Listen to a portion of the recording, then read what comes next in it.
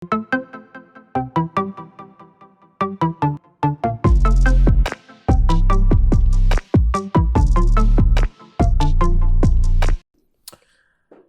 selamat datang di podcast Gajian, podcastnya makin mahir. Nah, ketemu lagi bareng saya Budi dan juga Saya Dino. kita ngobrol-ngobrol lagi di podcast Gajian.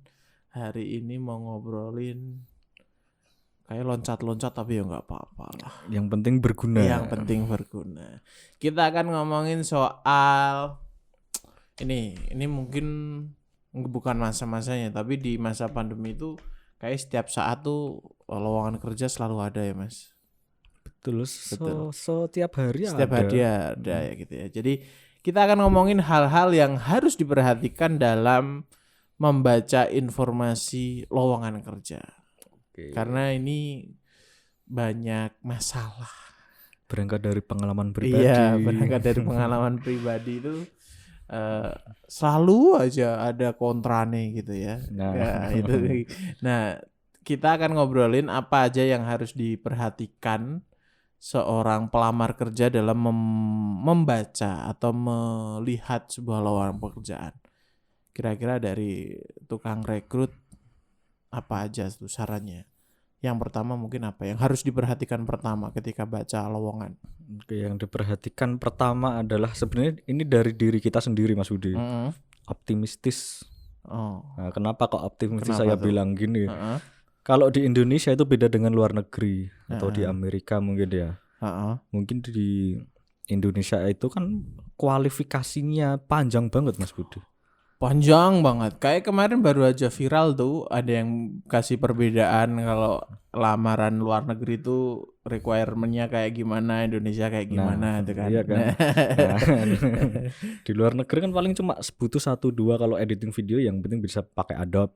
Udah kayak gitu. Indonesia kan laki atau perempuan usia sekian, pengalaman sekian harus bisa ini. Hard skill dan soft skill disebutkan semua. Betul. Bagi kita yang nggak optimis, oke, kualifikasi nomor ada 10 kualifikasi. Oke, 5 kualifikasi kita bisa masuk 5-nya sisanya menurut saya wah ini saya nggak cocok. Waduh ya udahlah nggak usah daftar. Nah, kayak gitu. Kan banyak itu yang kayak gitu kan. Harusnya. Nah, kita optimis aja. Perusahaan juga udah tahu kok dari 10 itu kalau 10 kita harus memenuhi 10-10-nya itu juga susah. Bukan berarti tidak mungkin, tapi itu susah. Sulit Pengalaman dari mungkin nggak cuma perusahaan kecil, perusahaan besar juga seperti itu. Ada pengalaman dari teman saya juga yang melamar posisinya 300, saya lupa posisi apa. 300 kalau dicari yang bener-bener sesuai dengan kualifikasinya, seperempatnya nggak ada. Jauh dari seperempatnya seperti itu Mas Budi. Jadi optimis juga yang pertama optimis. Nah kalau kita udah optimis, sekarang kita harus ya relevan lah. Ini terlepas, ini udah beres ya masalah ini lowongan asli atau palsunya udah beres nih. Kita anggap teman-teman udah tahu bahwa oh ini lowongan asli, ini lowongan palsu gitu. Itu udah pernah kita bahas lah ya. Nah, sekarang kita bahas lebih ke substansinya. Tadi optimis, yang kedua ya relevan dengan yang memang kita miliki kayak gitu ya. Oke lah kita memang nggak memenuhi yang 5, tapi ya jangan jauh-jauh banget. Jangan jauh-jauh banget sama jangan salah sangka. Front end dikira front office. banyak. Ya. Jadi ada nih pengalaman kita buka front end gitu, yang daftar untuk front office kan beda tuh. Nah, front office kan resepsionis kan ya, front end kan programmer, jauh sekali. Jadi pemahaman juga. Profesi berarti. Betul sekali juga. Nah itu berkaitan dengan yang selanjutnya ketiga ya berarti ya. Jangan cuma baca judulnya. Nah kan ini pengalaman juga kan kemarin kan front end officer awalnya memang. Tapi kualifikasinya kan bisa dilihat itu sebenarnya. Berkaitan dengan React, berkaitan dengan Laravel, dengan GitHub. Nah kayak gitu kan udah bisa beda ini front end yang resepsionis sama front end engineer gitu ya. Programmer seperti itu sebenarnya sudah bisa. Nah ini berarti kan itu justru menunjukkan bahwa si kandidat ini cuma melihat loker itu cuma judulnya aja kayak gitu loh. Ya kan Ya, setahu saya nggak mungkin juga kan resepsionis disuruh bisa Laravel, disuruh bisa React. Kali orang tamu datang tanyainya pakai bahasa Laravel ya nangis. Nah, makanya itu. Gitu. Nah, kemudian kalau ada kualifikasi yang kok kualifikasinya kayak nggak nyambung ya sama posisi yang dibuka, ya dilihat kalau misalnya itu ada job desk-nya juga dibaca juga. Kan tujuannya perusahaan ngasih job desk itu kan biar kita tahu kira-kira bayangan apa yang akan atau gambaran apa yang akan dilakukan betul. dalam pekerjaan atau posisi tersebut. Ya kita kan bisa mengira-ngira, misal kayak diulang lagi front end ya. Nah, front end kebanyakan pakai React JS kayak gitulah. Sekarang Laravel kok ada syarat di kualifikasi itu ada Laravel. Nah, ini banyak nih yang komen-komen Laravel kan back end. Ini itu kan full stack. Modus nih, pengen full stack tapi minta yang front end gitu. Nah, makanya kalau seperti itu ya kita lihat dulu. Kalau ini pakai bahasa yang halus dulu ya. Ya itu kan ada di situ ada job desk-nya. Betul kan ada job desk-nya. Kita sambungkan ke job desk-nya. Jadi kita tuh bisa tahu alasan kita pakai Laravel. Seperti itu. Gitu. Jadi berarti ada untungnya ya, Mas. Ketika lamaran kerja tuh panjang tuh ada untungnya. Terutama untuk orang Indonesia. Kalau nanti pakai yang lowongan yang kayak di luar negeri cuma 1-2, kebanyakan nanya. Bisa membayangkan. Nanti kebanyakan nanya makin ganas ini. Makin ganas.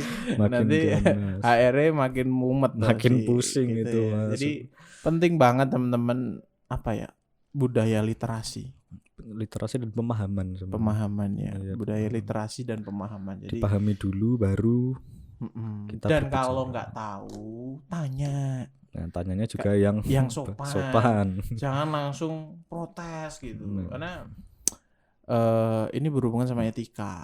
Betul sekali kan? Etika. Ini berhubungan sama etika. Jadi kalau teman-teman punya ini bukan masalah cocok nggak cocok ya, soal lowongan kerja itu bukan masalah cocok nggak cocok, tapi perusahaan itu jadi posisi yang di atas karena dia yang ngebuka peluang, kita yang butuh peluang. Betul kan, perusahaan yang mengadakan. Betul. Perusahaan berarti kan tahu apa yang dibutuhkan perusahaan. Seperti betul. Itu juga nggak kalau yang rame-rame kayak gitu ya di grup gitu, ada yang pasang locker tapi nggak sesuai dengan kemauan mereka lah.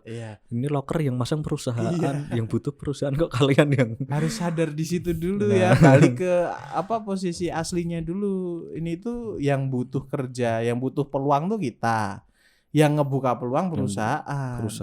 Jadi kalau perusahaan punya kualifikasi yang sudah ditentukan ya hormati. Betul. Ya, bisa saja kalian memberikan kritik, saran boleh, tapi caranya. Ya, dan kalau memang tidak suka ya nggak daftar, nggak apa-apa juga. Juga gitu. Itu yang banyak komen-komen belum tentu daftar kok. Belum tentu daftar juga. Jadi bukan persoalan lebih ke ini sih, lebih ke etika ya teman-teman. Jadi kalau menanggapi sebuah lowongan itu teman-teman harus punya etika gitu. Nah, tadi yang pertama Mas?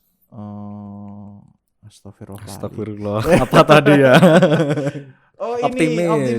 Optimis. Terus relevan. Kemudian baca lebih pemahaman literasinya ditingkatkan. Yang terakhir yang harus diperhatikan dalam sebuah lowongan pekerjaan. Kita lihat ini yang terakhir nih, mau disebutkan nggak ya? Sebutkan. Nah, yang terakhir tentunya kita lihat benefit. Oh iya. Ya, betul. Nah, ini kan penting. Ya, betul. Apa sih yang kita dapat selain gaji pokok? Kalau gaji ya bayaran atau gaji itu kan ya jelas tapi selain itu apa? Benefit lainnya, tambahan. Kah atau uang makan, uang transport. Betul. Karena ya kita semua tahu cari kerja itu untuk dapat uang gitu kan ya. Jadi sisi ekonominya tetap harus diperhatikan. Jadi kecuali Anda tidak butuh uang, cuman pengen belajar, kerja untuk sampingan. Berarti yang utamanya apa dong?